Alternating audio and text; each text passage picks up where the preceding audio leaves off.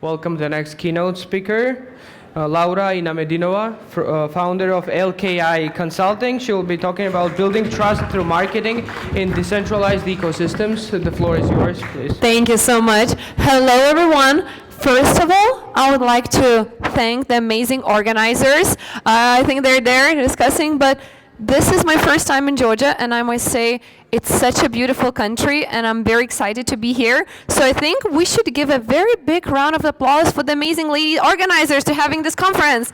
Ladies, this one is for you. And today, even though we are in the bear market, we all must think what's going to happen in a year or 2 years when the next bull run is going to hit. And of course, we all who are building amazing projects, amazing different layer ones, infrastructure project, payment solutions, we're thinking probably about marketing. How are we gonna get this exciting project, this exciting idea that you have in your mind up on the stage and in front of the audience? So today, I'm gonna be talking about 3 different marketing strategies that are key on building trust in this space. But before I go there, we need to probably identify the problem. And the numbers are unfortunately, I'm sorry, my microphone is not really working. Should be good. So we first need to identify the problem.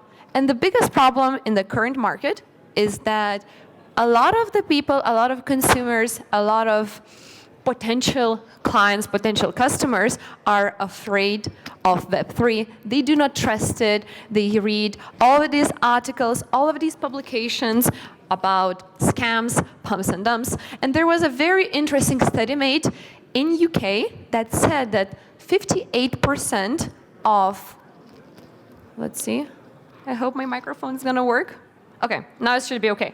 That 58% of people who were surveys in UK do not trust Web3 projects. And majority of them were influenced by the current news of people running huge scams, raising millions, and then just disappearing. And of course, if there is no trust, how can you as a project be successful? Let's start from the beginning. When you're trying to build a product, what do you do first? You want to fundraise. You probably need VCs to invest in your pre-seed, in seed. And when you don't have a project, when you don't have any kind of track record of that particular idea to be successful, what do you only have? A trust in founders. VCs are basically trusting the founders, the founding team, to deliver the project that's now just an idea to the fruition. If there is no trust, there is no money. Then, when you're recruiting in a very early days, you probably don't also have the budget, and you don't have a big household name like Binance or Coinbase that would get thousands of applicants. The only thing you have is the team and the trust that that particular team will deliver, so someone who will become an early employee of the company will ride the wave. So again, no trust, no team members. Number 3, let's say you start to build your product, you want to get a little bit more recognition. You want to get attention from the larger audience. What do? You go to influencers. But if you are a project without any kind of trust in the space, no track record, why would an influencer who probably had many years to build their reputation would put their name, their brand, associated with someone who's not known? So then, if you have no trust, you have no influencers to work with. And today, I'm going to be sharing with you all the secrets and all the different tactics how we at the agency build trust for our clients. But before I do that, I think I need to introduce myself. Who the hell am I, and why the hell you should listen to me? So my name is Laura Cornelia Inamedinova. I run a marketing agency called LKI Consulting, and I've been in this space since 2016. I'm very fortunate that I have worked with probably more than 200 companies at various stages, helping them to scale and to create trust. Some of our clients were big names like Binance. You might recognize some of the names. And today, I'm going to share with you the things that all of these companies paid 6 figures to get. So please listen in, ask questions if we have time, and then you can always grab me. I'm going to be here whole day. But I really want you to take this time to learn, because the bull market is probably a year away. We're going to have Bitcoin halving next year, April. This is the perfect time to build and then to promote. So without further ado, let's talk about the 3 key tactics to create trust in your project. And the project can be anything: infrastructure, layer 1. It could be a payment solution, anything from B2C to B2B. These tactics are applied.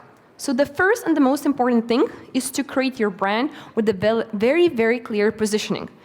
And you know, when you say a word positioning, it doesn't really mean anything. It's like, what the hell is positioning? Like, this is what I do. I'm this DEX, decentralized exchange, or whatever. But positioning is first understanding what it is that you're trying to solve. What is the problem in the space, a challenge in the space, that people are ready to spend millions? We're not talking about, hey, I have this a little bit of issue within a company. Maybe I could find some kind of solution. It's going to be nice to have. No, what it is that is so painful for everyone in the space that they're ready to spend big money on it. For example, when centralized exchange came to fruition, everyone was like, hey, but what's the difference between holding my money in the bank or holding my money in a centralized exchange if I don't have the keys, I don't have access to the money?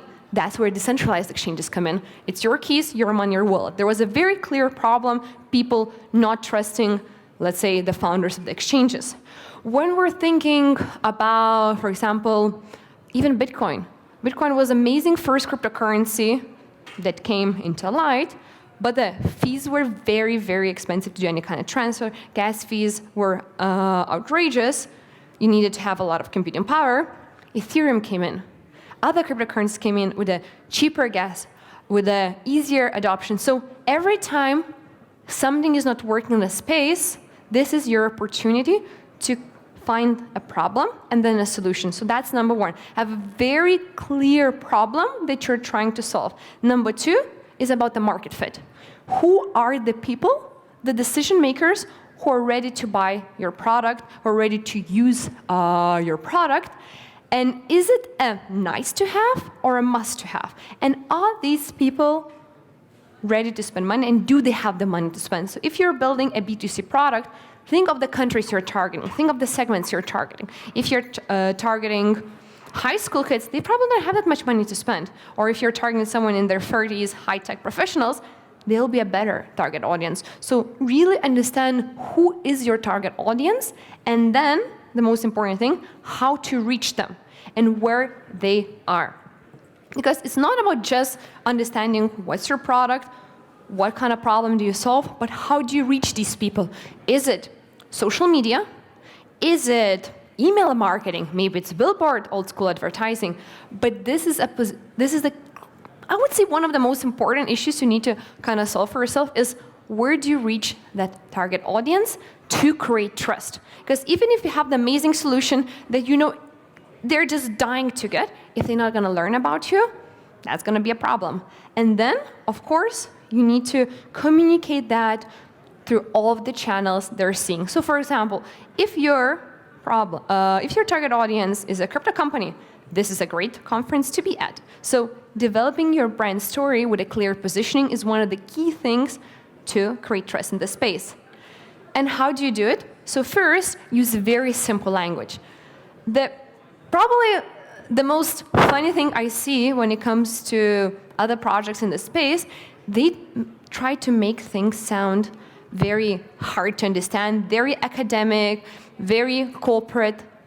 Talk simply about your problem, talk simply about your solution, and tell the story with numbers. If, let's say, you're saving money, how much money are you saving? If, let's say, you're saving time, how much time you're saving? It has to be very clear, measurable impact of your product, of your solution in the space, and of course, repeat it across all different channels. You can't just have one channel like just Twitter. Do it in email marketing, in Discord, in Telegram. So make it sexy and make sure your target audience sees it across all different channels. Another very important piece of statistics that I want to talk about is that 80% of your project success comes from relationships. What does it mean? When you're first starting out to build your product, you have basically nothing. You have no trust, you have no track record, and you need someone to believe it. And the best way to do that is by marketing by association. This means you need to basically find other people or companies within the space who you can do partnerships with, who you can work with in order to leverage their brand. Because in the end, there are two ways how to find the audience. Either you spend money running ads, or you have partnerships with other big players in the space and leverage their audience, because it's all about leveraging the right audience to get a success. Ads are expensive. Partnerships, if done right, can be even for free. So finding the right partners who you can collaborate with, who you can do marketing together, who you can maybe use to release products together is the second thing to create trust. Because if, let's say, you're partnering up with a Binance, everyone's going to assume you're a good project. If you're partnering up with a tier 1 exchange or a tier 1 DeFi protocol, everyone's going to assume you're the right project. So partnering up is free. It's very easily accessible. All you need to do is go out to events like that, network, and build those relationships. Third tactic is, of course, public relations.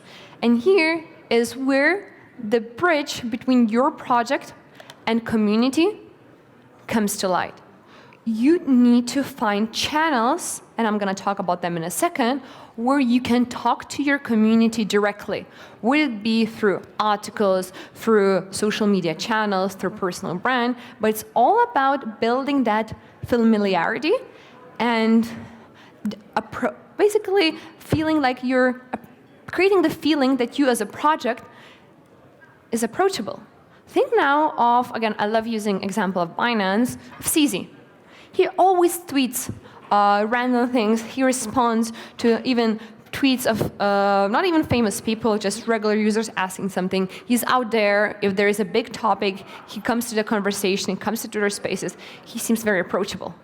And you trust it because of that. So it's all about creating trust. And how does PR, public relations, and trust creation there works? So first of all, you need to understand the types of channels and ways how you can create trust. So number one, of course, is articles. Just telling your story through larger audiences, getting the publications about your business.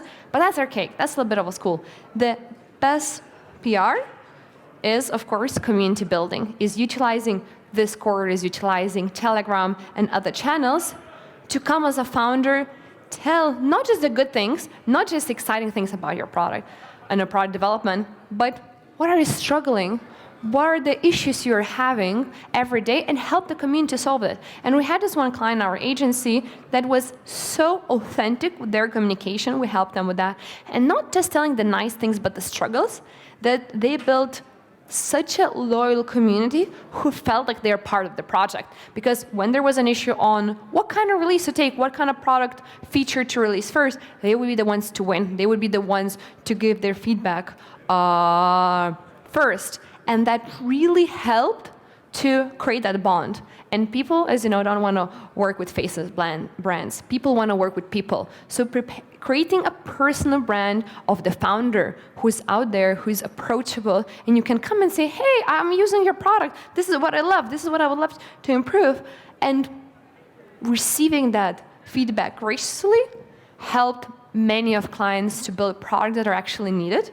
So what I could kind of sum up here and what I can share with you from all the experience that we had working with clients is that you have to be humble when you're delivering a product, because even though, yes, it's your baby, you expect it to be perfect without any kind of flaws, what you're building is not necessarily what the large community or the market needs, and you need to adapt it accordingly.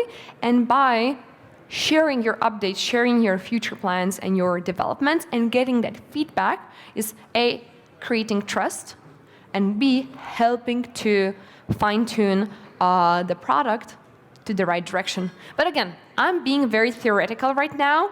Why don't we talk actual examples and actual case studies. So I'm going to have 2 case studies where it's not just theory, but it's practice, and these are the things that our agency worked with. So you probably all know MELD. That's one of the top Cardano projects. We worked with them for almost a year, and they launched their neobank. And they needed to get a big 50,000 plus community members there. What worked? The biggest thing what worked for MELD is marketing by association, is working with influencers by promoting their airdrop campaign. This means preparing something that community is excited about, which is airdrop. Everyone wants to get free airdrop. And we had this campaign called Become a Meldonaire, basically become a Meld millionaire. And we worked with some of the top influencers in the space asking to promote this campaign. And why it worked? Because it wasn't us who were talking about this campaign, hey, participate in our airdrop, win some tokens. It was third-party people, influencers who have very loyal community, and they were talking about it. So the trust came not from us, but the trust came from the influencers who were talking about it. So leveraging influencers help to get to 50,000 neobank users without us directly talking about it that much. Because if you as a project promoting something, it has some value, but it's a third party you trust, promote something that has much bigger impact. And case study number 2, another really amazing project out of Hong Kong. They just raised 30 million from Animoca brands called Hi. They're a payment card, an app with MasterCard, and when they came to us, they just launched the card. They needed to get a KYC users in their platform. And here, we took a little bit different approach. Again, we wanted to create trust in yet another card, because as you know, any kind of exchange or any kind of crypto project, whole goal is to create a card. And how did we do that? We used network marketing. That means we have used referral system to promote the new card, which is features, through existing users by giving them rewards to invite their friends. So again, we were creating trust not through going and paying for ads, going and shouting how amazing we are, and what kind of features app has. We were asking top power users to invite their friends, and then those people who has really close relationship with their network, their community, were our ambassadors. So again, it was marketing by association, but not through influencers, but through referrals and friends. And it might sound counterintuitive, hey, everyone's doing a referral system. But if it's done right with incentives, and in this case, the incentives were the more friends you invite and they activate the card, the higher tier rewards you get, and the rewards were in tokens and additional functionality, it worked. It simply worked because, again, we were communicating the trust, not through our own words, but through our users' words. Imagine now, here you meet a friend and say, hey, I have this amazing app, you should try it. I'm getting these discounts, or I'm using these features that are not there before. Of course you're gonna try it, because it's your friend. So you need to understand who it is you can leverage. Would be influencers if you have a bigger budget, or just a community members if you have a large community, to really put the name out there. And of course, if you have no budget, you can always use partnerships, and you can use those companies' audiences to really amplify your brand. And how I want to kind of sum up everything what I just spoke about, the growth of your project revolves around trust. The question is how you're going to build that trust and what kind of channels you're going to use. And what I recommend, of course, building it with marketing. So thank you very much, everyone. If you have any questions, feel free. And if you want to talk, please scan my QR code.